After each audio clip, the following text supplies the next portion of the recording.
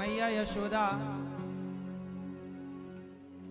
नाच रही हैं, नंद बाबा नाच रहे हैं, सारे ब्रजवासी नाच रहे हैं। क्यों? आज जगत के पालनहार को जन्म भयो है। कहाँ? याई ब्रज में भयो है। हमारो ठाकुर हमारो कन्हैया कोई सामान्य नाय, जगत के परमात्मा, जगत के पालनहार प्रकट है गए वृंदावन की लीला करवे की ताई ब्रजमंडल में, मथुरा में प्रकट भये और गोकुल पहुंच गए। जब गोकुल पहुंचे तो नंद बाबा ने खूब लुटाया, गाय दान की, भूमि दान की, स्वर्ण दान किया, अनाज दान किया, वस्त्र दान किया, खूब लुटाया। इतना लुटाया जितना वो देते जाएं उतना उनका बढ़ता जाए। क्यों? क्योंकि जगत के पालनहार आए हैं। इसलिए कहता हूं भगवान की पूजा राजा रजवाड़ों की तरह ठाट बाट से होनी चाहिए। भगवान की पूजा कैसी हो? बोलो मेरी मां, बढ़िया हो। इसलिए आपने देखा ऊपर हमारे भगवान का दरबार बड़ा सुंदर बनाया गया है। भगवान है वो, उनका बड़ा सुंदर होना चाहिए सब चीज। भगवान का सब कुछ, भगवान को भोग भी अच्छे से अच्छे बर्तनों में लगाओ, बड़े बड़े पात्रों में लगाओ। भगवान की अच्छी से अच्छी व्यवस्था हो। भगवान है वो। हम लोग इस भाव से रखते हैं कि यही है राजा, हम इनकी प्रजा हैं। तो राजा का सब कार्य अच्छे से होना चाहिए। राजसी भोजन हो, राजसी प्रसाद हो, राजसी आरती हो, राजसी शयन हो, सब बढ़िया हो। तो सब बढ़िया ही होना चाहिए। इसलिए भगवान की सेवा अच्छे से करनी चाहिए। भगवान जब प्रकट भये तो नंद बाबा ने सर्वस, नंद बाबा दशरथ जी सर्वस दान दीन सब काहू, जेहि पावा राखा नहीं ताहू, सब कुछ दिया। भगवान की सेवा में सब कुछ समर्पित कर दिया। सारे ब्रज में उत्सव चला, नंद के आनंद भयो जय कन्हैया, नंद के आनंद भयो जय कन्हैया, नंद के आनंद भयो जय कन्हैया, नंद के आनंद भयो जय कन्हैया। सारे ब्रज में उत्सव, सारे ब्रज में बधाई, खूब आनंद लुटाया गया।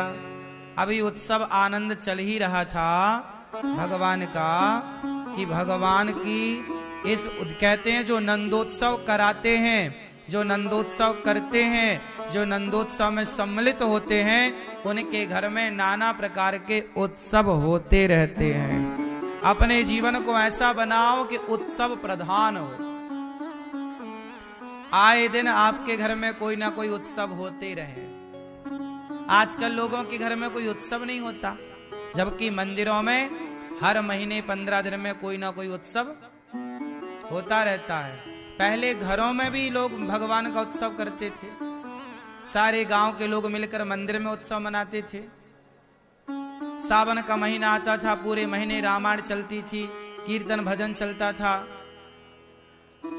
कृष्ण जन्मोत्सव मनाया गया, राम जन्मोत्सव मनाया गया। नवरात्रि आई तो नवरात्रि में 9 दिन का उत्सव मनाया गया।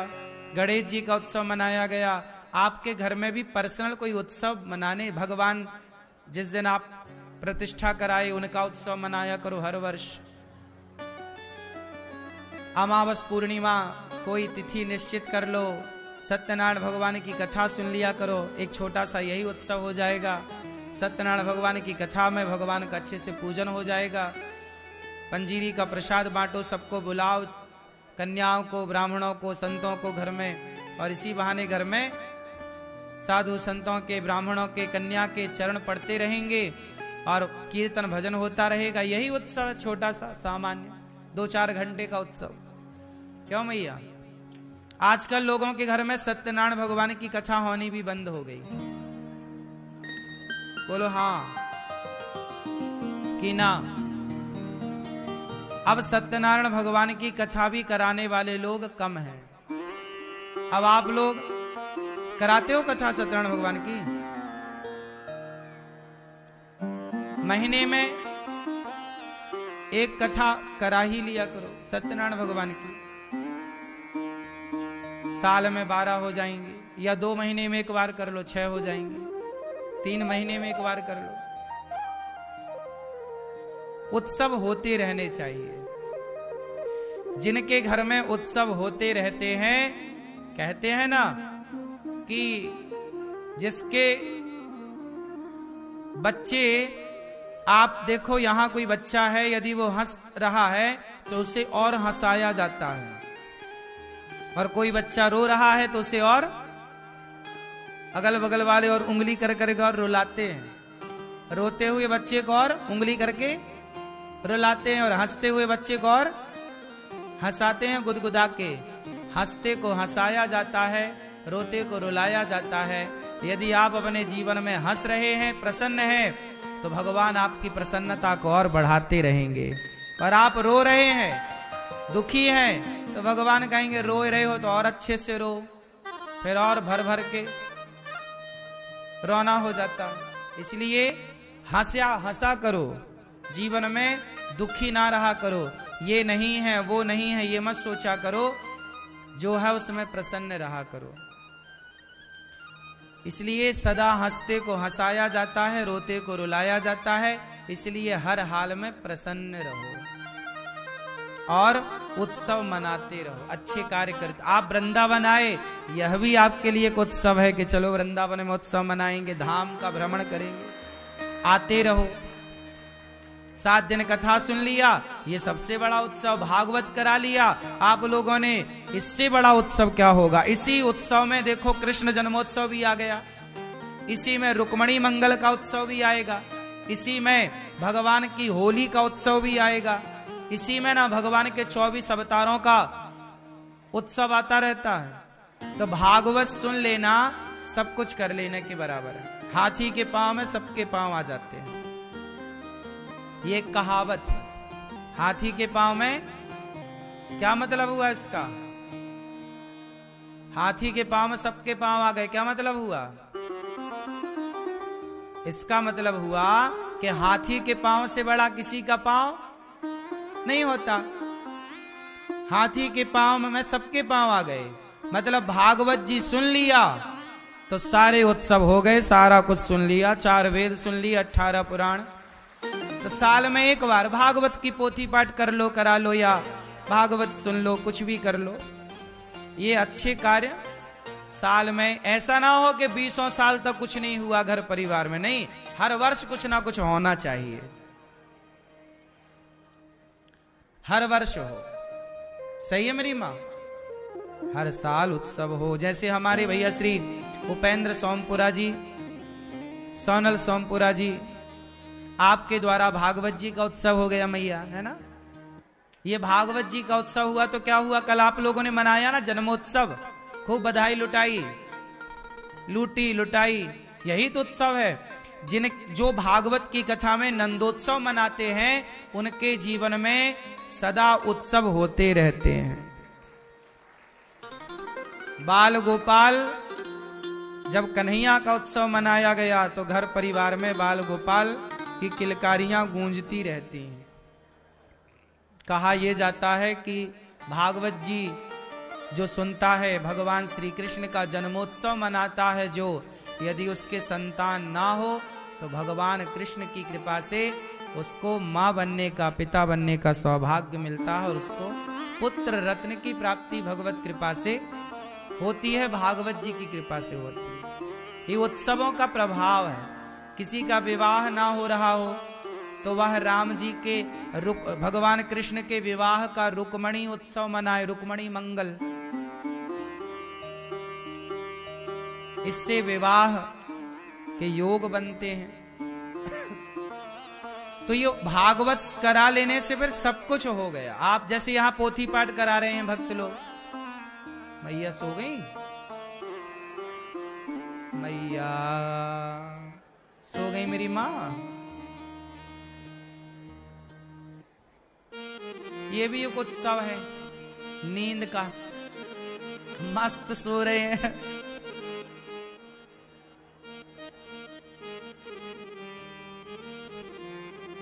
तो हमारे भैया श्री उपेंद्र जी और श्रीमती सोनल सोमपुरा जी, माता जी प्रभाबेन सोमपुरा जी, भाई अश्विन सोमपुरा जी, जयश्री जी, बहन अलका सोमपुरा जी, आनंद, खिरल, चांदनी, रायन, अच्युत जी, आप सब अमेरिका से आए हैं और समस्त सोमपुरा परिवार कथा की गंगा में डूबने के लिए, भगवान की कथा का रसपान करने के लिए, उत्सव मनाने के लिए, सत्संग की गंगा में आनंद के गोता लगाने के लिए आप अमेरिका से चल करके आए हैं। ये देखो एक प्रेम है भगवान के प्रति, वहां से आप चलकर आए। एक बार पूरे परिवार के लिए सुंदर करतल ध्वनि के साथ स्वागत और सम्मान।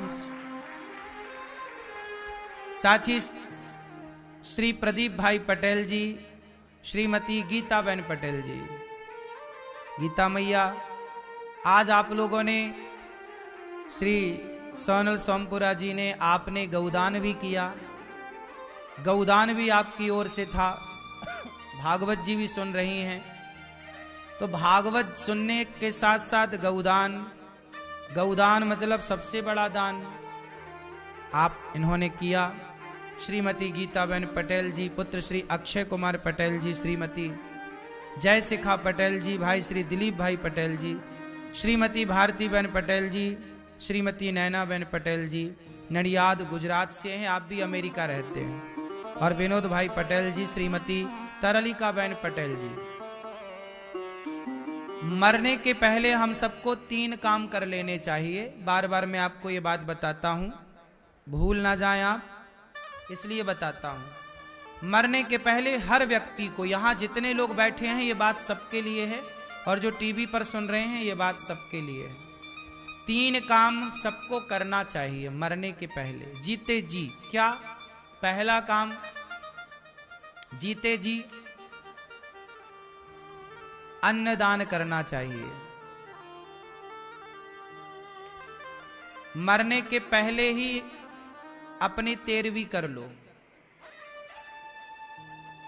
मरने के बाद तुम्हारे नाम का अन्नदान ही तो होता है। 13 ब्राह्मण खाते हैं, 13वीं समाज खाता है, तो मरने के बाद 13 ब्राह्मण खाएं, उससे अच्छा है मरने के बाद तो खाएंगे ही, बच्चे तो करेंगे ही।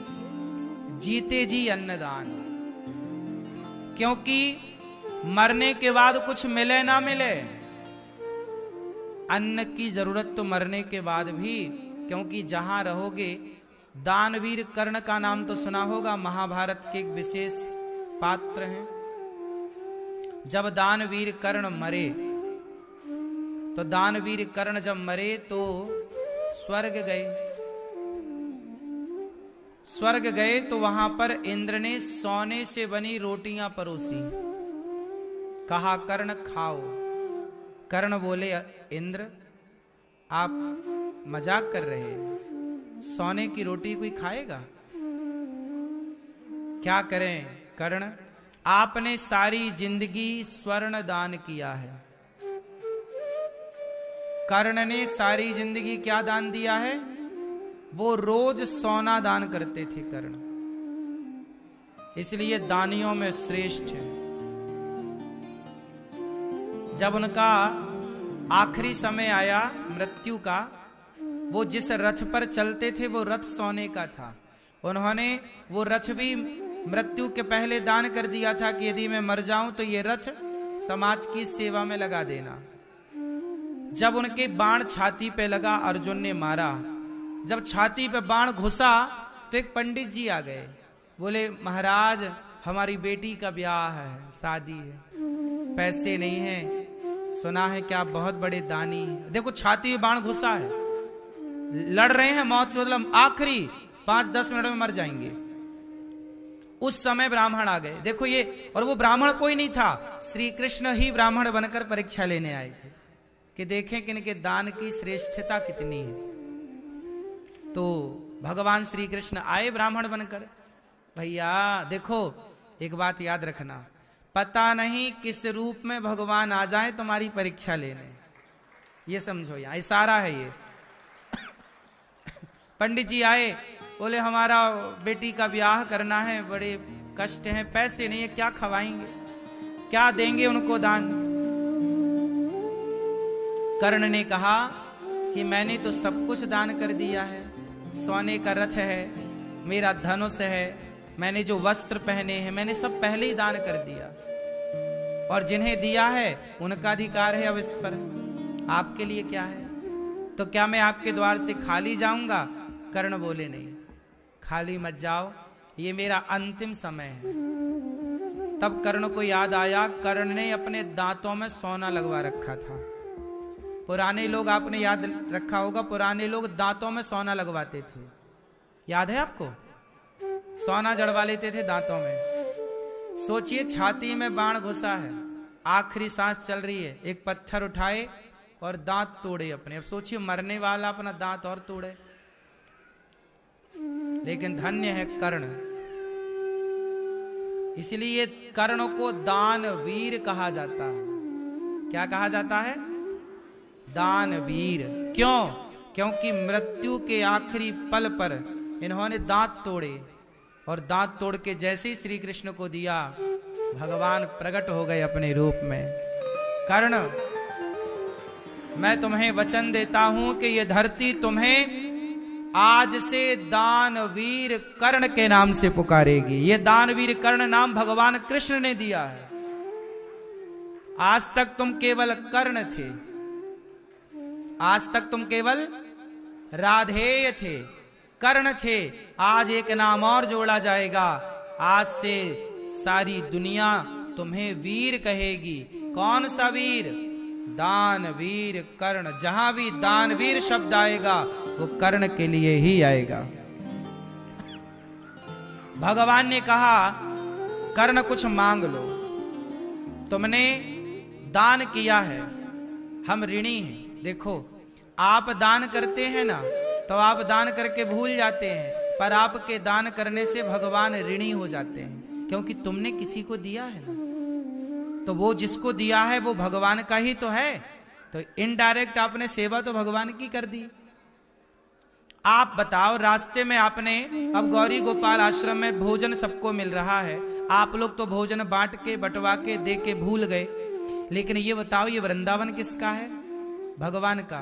वृंदावन में आ कौन रहा है? भगवान के भक्त आ रहे हैं। खा कौन रहा है? भगवान के भक्त खा रहे। आप दान करके भूल गए, पर भगवान नहीं भूलेंगे। उन्हें याद है कि मेरे भक्त को मेरे द्वार पे, मेरे धाम में आया, उसे आपने रोटी दी, वो याद है भगवान को, उसका फल देंगे भगवान आपको। कर्ण को बोले क्या चाहिए? कर्ण बोले, प्रभु जब मैं मरूं, अब मरने वाला हूं, मरूं तो मैं उस जगह पर मेरी चिता जलाई जाए जहां आज तक किसी की चिता ना जली हो। कर्ण ने कहा कि मेरी चिता उस जगह जले जहां आज तक किसी की चिता ना जली हो।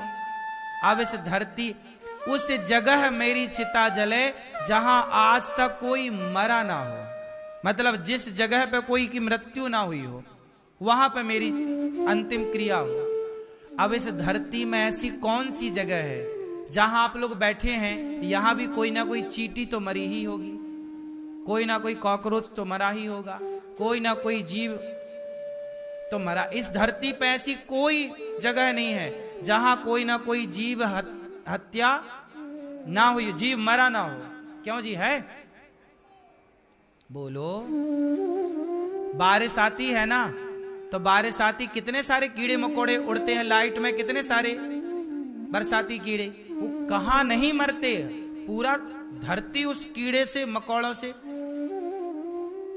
भर जाती है, हाँ या ना? अब कहां? तब भगवान श्री कृष्ण ने कहा कि आज तक मेरे इन हाथों में, इस हथेली पे किसी की मृत्यु नहीं हुई। तब कर्ण का अंतिम संस्कार भगवान नारायण ने अपनी हथेली में, भगवान श्री कृष्ण ने अपनी हथेली में। देखो, दान करने वाले भक्त को भगवान अपने हाथों में रखते हैं। दान करने वाले भक्त को भगवान अपने हाथों में रखते हैं। दान कोई सामान्य नहीं है साहब।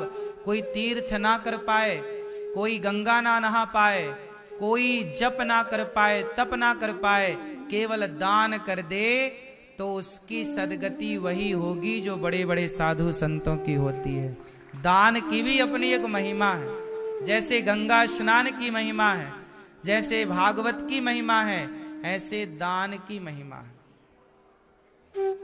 लेकिन कर्ण ने सोना ही सोना दान दिया। तब इंद्र ने सोने की रोटी परोसी। कहा सोने की रोटी खाएं क्या? बोले क्या करें, आपने सोना ही सोना दिया है, फिर क्या करें? बोले अपने परिवार में कहो कि वो तुम्हारे नाम से अन्न दान करें। तब कर्ण ने स्वप्न में अपने बच्चों को कहा कि हमारे नाम से समाज में लंगर बांटो, भंडारा करो। इसलिए जब आदमी मर जाता है तो मरे हुए के नाम से तेरवी होती है कि जीते जी इसने भले अन्नदान ना किया हो तो मरने के बाद बच्चे करें, 13 ब्राह्मण खवाएं समाज, तो इसका पुण्य उसे मिलता है। इसलिए कहते हैं मरने के बाद करोगे। कर्ण को मरने के बाद सब किया तो फिर अन्न मिला उसे। हम कहते हैं मरने के बाद तो बच्चे करेंगे तेरवी तुम्हारी। तुम जीते जी अपनी तेरवी मतलब अपने हाथ से साधु संत जरूरतमंद को खूब पेट भर भर के खवाओ, क्योंकि ये यज्ञ है। कौन सा यज्ञ है? अन्न यज्ञ। कौन सा यज्ञ है? जब आप भोजन करते हो तो क्या करते हो? अपने मुंह में क्या आहुति ही तो डालते हो रोटी की। रोटी तोड़ी, क्या किया? स्वाहा स्वाहा स्वाहा। फिर स्वाहा खाने के बाद क्या आया? आहा आहा, बड़ा मजा आया, बड़ी खीर बढ़िया थी। तो ये जो स्वाहा है ना, इसका तुरंत आहा निकलता है। क्या निकलता है? आहा, वाह बढ़िया, वाह आहा, गजब। ये यज्ञ तुरंत फलदायी है। आपने किसी भूखे को भोजन दिया, उसका पेट तुरंत भरा। तुरंत भरा तो उसके भीतर के जनार्दन तुरंत प्रसन्न हुए, उसका फल तुरंत मिलता है। बैठो, तुरंत उसका फल मिलता है। इसलिए अन्नदान सबको करना चाहिए। जीते जी अन्नदान करो। मरने के बाद तो बच्चे करेंगे ही, क्यों मैया? मरने के बाद तेरवी तो होगी ही, सही है। जीते जी अपने हाथ से। इसलिए गौरी गोपाल आओ, अपने हाथ से संतों को बांटो। दिन भर भोजन बट रहा है, आप बांटो। तुम्हारा जितना घंटे मन करे उतने घंटे बांटो। जितनी देर तक तुम थक ना जाओ तब तक बांटो। तुम बांटते बांटते थक जाओगे, पर यहां भक्तों की लाइन लगी रहेगी प्रसाद पाने वालों की। ये अन्नदान, इससे बड़ा कौन सा यज्ञ होगा? यहां तो 24 घंटे यज्ञ चल रहा गौरी गोपाल में। बोलो हाँ, यहां तो 24 घंटे अभी भी स्वाहा चल रहा है। बोलो हाँ कि ना? अखंड स्वाहा आहुतियां डल रही हैं, दाल चावल सब्जी रोटी की। सही है। इसलिए मरने के पहले अन्न दान कर लेना पहला काम। दूसरा, मरने के पहले आप गौ दान कर लेना। अन्नदान पहला, गौदान दूसरा। मरने के पहले गौदान जरूर करना। क्यों? क्योंकि गाय ही ऐसी है कि यदि कोई धोखे से नरक चला गया, नरक 28 प्रकार के होते हैं, रौरव, महारौरव, अंध्रतामिश्र, ऐसे 28 नरक हैं।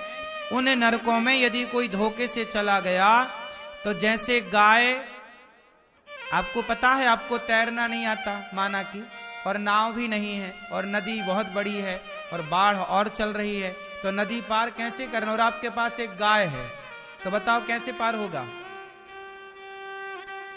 नदी है और आपको तैरना नहीं आता और आपको नाव भी नहीं है वहां और पार करना है, कैसे पार होगी बताओ? आप में से कोई गाय चराया है कभी? कितने लोगों ने गाय चराई है बचपन में? आपको पता है कितनी भी बड़ी नदी हो, गैया नदी को पार कर लेती है। गाय को तैरना आता है, जन्मजात गाय को तैरना आता है। गाय जैसे ही नदी में जाएगी पार होने, उसकी पूंछ पकड़ लो बस, तो गैया की पूंछ पकड़ के गैया बड़ी से बड़ी नदी पार लगा देती है। मैं बचपन में गैया चराता था, तो हमारे गांव में भी बड़ी बड़ी नदियां, गांव के दोनों तरफ नदियां हैं हमारे, तो वो नदी के पार ही गैया चरने जाती है। उस पार मैदान था, खेत थे, तो गैया उस पार जाए तो जैसे गैया कूदे हम भी कूद जाएं, पूंछ पकड़ लें। हमें तैरना तो आता है, लेकिन लंबी नदी बारिश में तो बहुत बड़ा पाट हो जाता है ना पानी का, तो पूंछ पकड़ के हम लोग, रोज का काम था ये हमारा तो रोज का खिलौना था ये खेल। गाय की पूंछ पकड़ के हम कई बार पार भए नदियों से। तो ये तो सामान्य नदियां हैं, लेकिन कभी धोखे से कोई नर्क चला जाए और उसने यदि जीवन में गौदान किया है, तो वह गौदान ही उस नर्क की नदियों से पार लगा के भगवान तक पहुंचा देती है। गाय की पूंछ पकड़ के ही वैतरणी से पार होता है।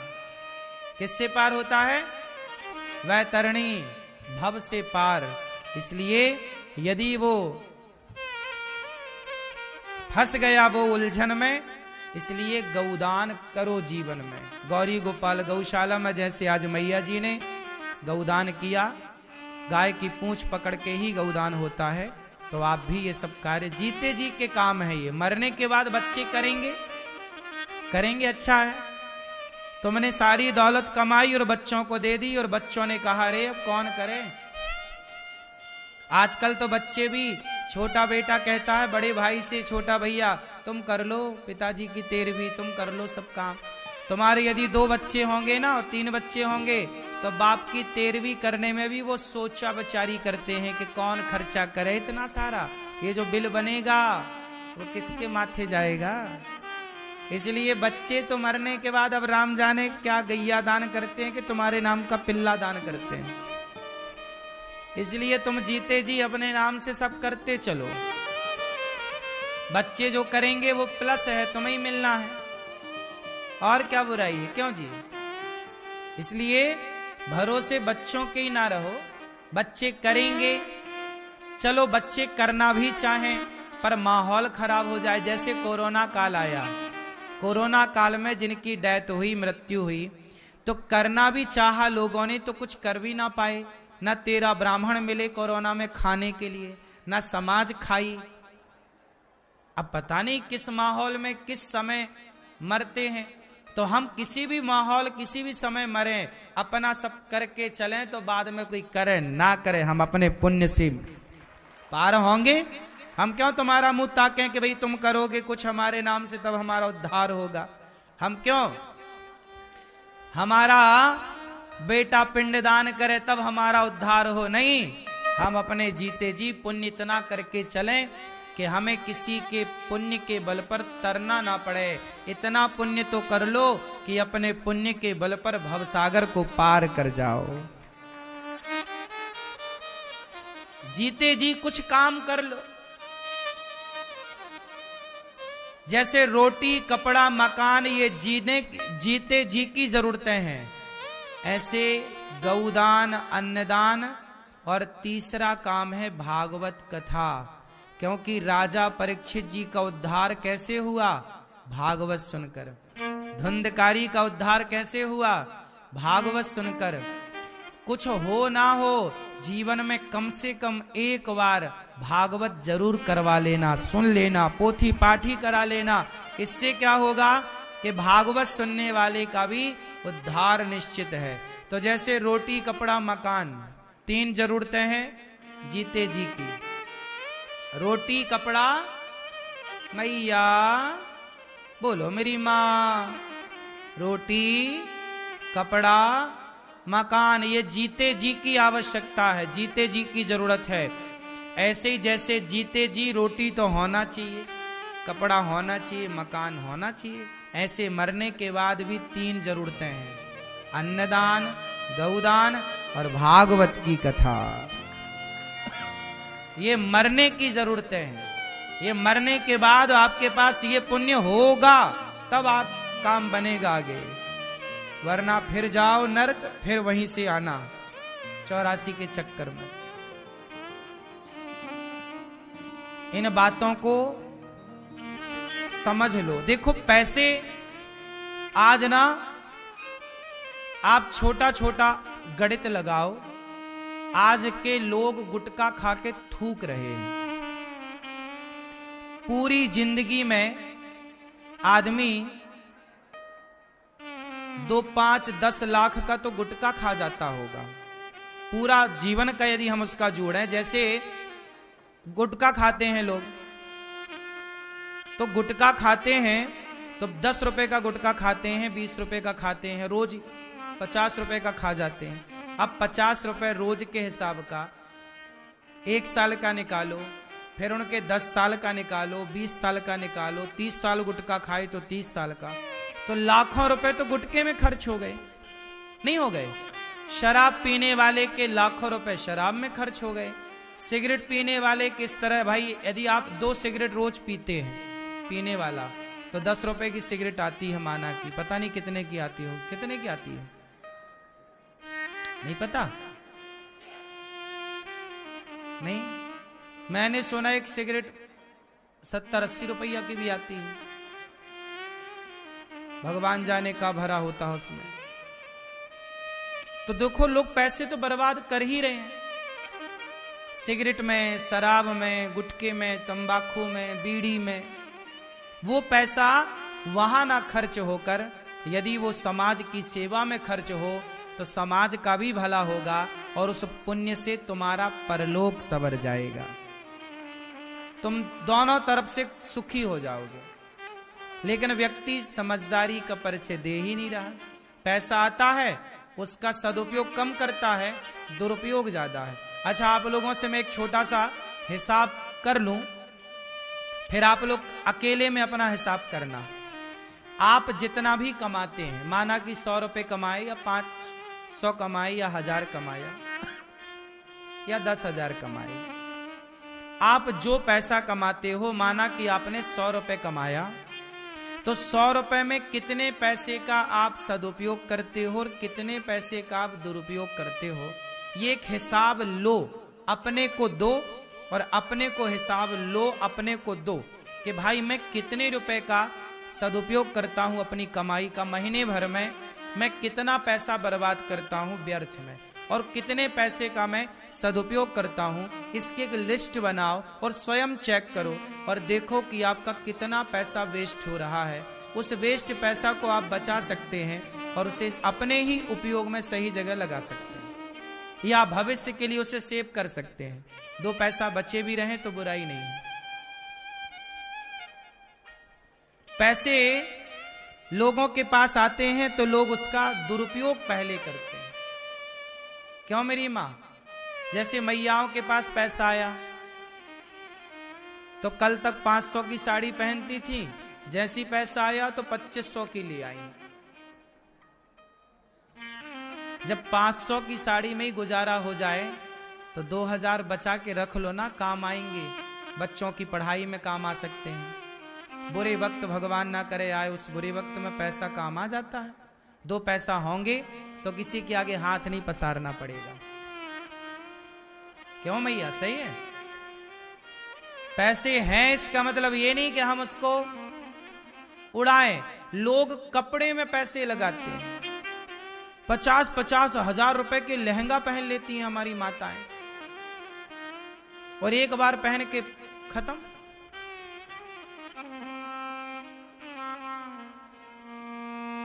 क्यों जी? बात सही है।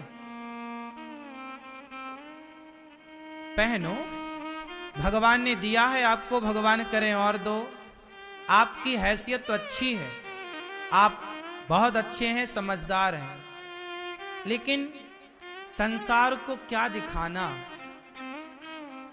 कपड़े से व्यक्ति बड़ा नहीं होता। आपने कितने भी ब्रांडेड कपड़े पहने हो, आपकी कीमत आपके कपड़ों से नहीं होगी, आपके संस्कार, आपके व्यवहार से आपकी कीमत होती है।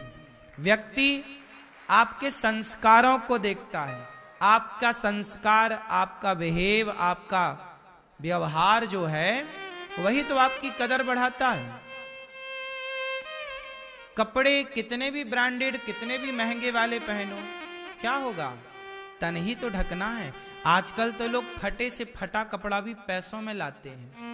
पहले तो ऐसे फटे कपड़े लोग घूरे में फेंक देते थे, आज वही लोग पैसे से फटे कपड़े ले आते हैं। कपड़े पहनते हैं पर ढकता कुछ नहीं है।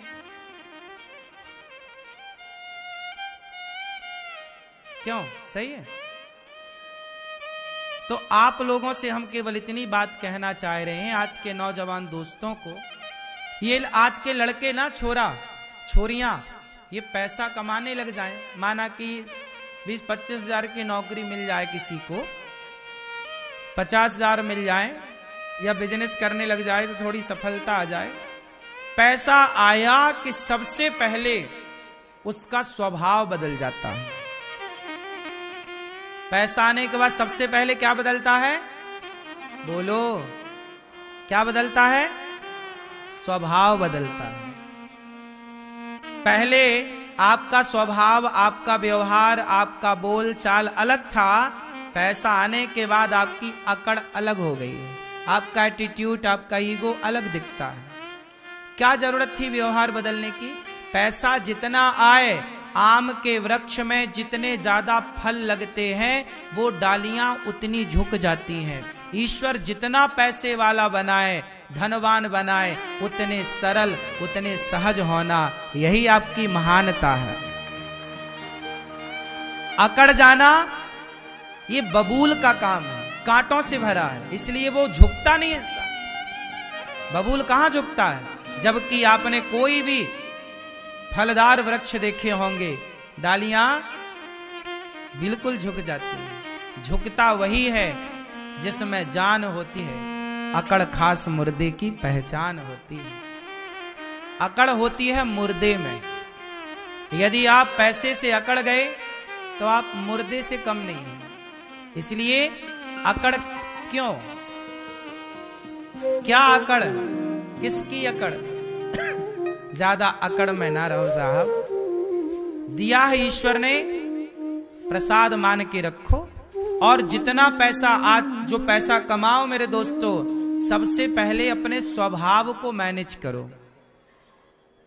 समाज को पता ही ना लगने दो कि आप पैसे वाले हो गए हैं। शोर ना करो, क्योंकि आप यदि शोर करने लग गए तो आपकी ग्रोथ, आपकी उन्नति रुक सकती है, क्योंकि जमाना नजर लगाने बैठा है। लेकिन दुनिया आजकल, ये बात अक्ल कम लोगों को है, आजकल लोगों के पास पैसा आता है ना, वो पहले दिखावे की जिंदगी। ए देखो मेरे पास गाड़ी, पैसा आया सबसे पहले गाड़ी ले आए, बड़ा मोबाइल ले लिया, ब्रांडेड कपड़े ले आए, भले बाद में फटे पहने। दिखावा। आज आप में से बहुत लोग यहां ऐसे होंगे जो आप लोग भी दिखावे की जिंदगी जीना पसंद करते हैं। भले अंदर कुछ ना हो पर बाहर आपने मेंटेन कर रखा है सबको दिखाने के लिए, रिश्तेदारों के लिए, दोस्त यार देखो हम क्या है, जलवा है अपना। लेकिन भीतर से क्या हो ये तो आप अच्छे से जानते हो। कुछ लोगों के तो घर में दाल रोटी का जुगाड़ नहीं है, लेकिन बाहर से ऐसा दिखा रहे हैं कि हम बहुत अमीर हैं। क्या मतलब कि ऐसी अमीरी?